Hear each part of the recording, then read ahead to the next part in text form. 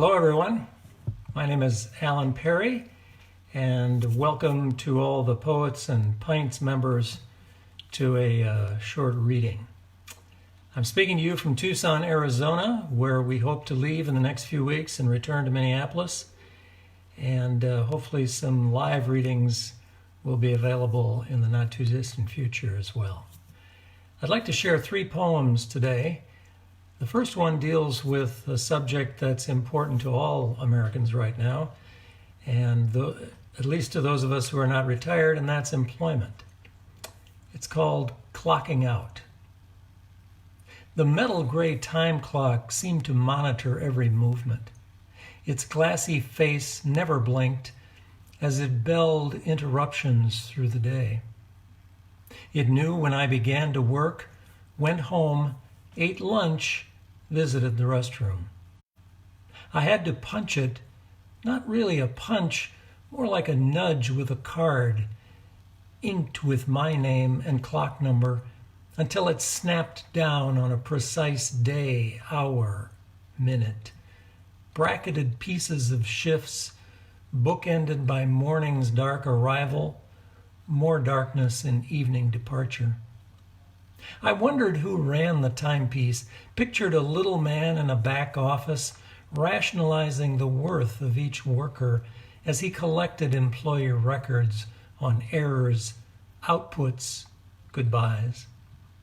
Or maybe nothing was behind the clock except a wall plug and cord keeping it alive with voltage, doling out daily stamps for temporal work until the electricity is cut and hands no longer matter.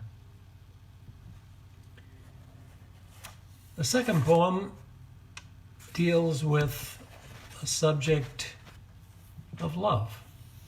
At a time like these, hopefully it's something we can all cherish. Whispers. Our guide says we're in the Valley of the Kings to decipher the Temple of Hatshepsut. His voice crackles in the dry air of thousands of years before him, earphones becoming time machines for hieroglyphs, meanings, ages, authors. I listen to his mythology of animal heads on bodies of women and gods whose time came and dissolved in dust, yet stand in silent stone images. But you don't speak to me in glyphs. You translate sounds about us, marry them on your tongue, give them life as you exhale.